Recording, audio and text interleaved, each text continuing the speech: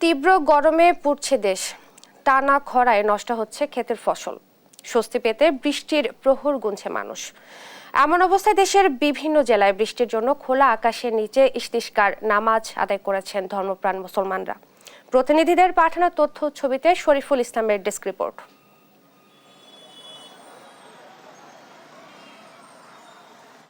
নগরীর একে স্কুল মাঠে বৃষ্টির আশায় ইস্তেস্কা নামাজ আদায় করেছেন ধর্মপ্রাণ মুসলমানরা।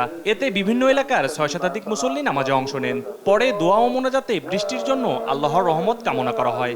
এ সময় অঝোর ধারায় কাঁদতে থাকেন মুসল্লিরা। আল্লাহ যেন আমাদেরকে মাফ করে দিয়ে এই সুন্দর বৃষ্টি, রহমতের বৃষ্টি দিয়ে এই মাঠকে ভরপুর করে দেন।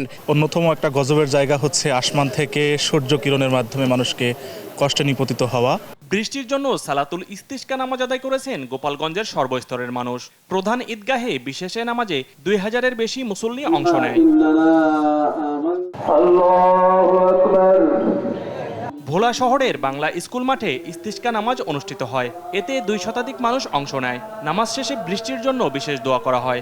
সালাতুল ইস্তিসকার আয়োজন করা হয়েছে। বৃষ্টির জন্য আল্লাহর কাছে রোনাজারি করা হয়েছে। আল্লাহ পাক যেন অনাবৃষ্টি এবং তাপদাহ দূর করে এমন পরিবেশ সৃষ্টি করে দেন। আমাদের বিশ্বাস ইনশাআল্লাহ আল্লাহ তাআলার পক্ষ থেকে ভালো একটি ফয়সালা হবে। চাঁপাইনবাবগঞ্জের ৫ উপজেলার অন্তত ১০টি স্থানে সালাতুল ইস্তিসকা নামাজ আদায় করে হাজারো মানুষ।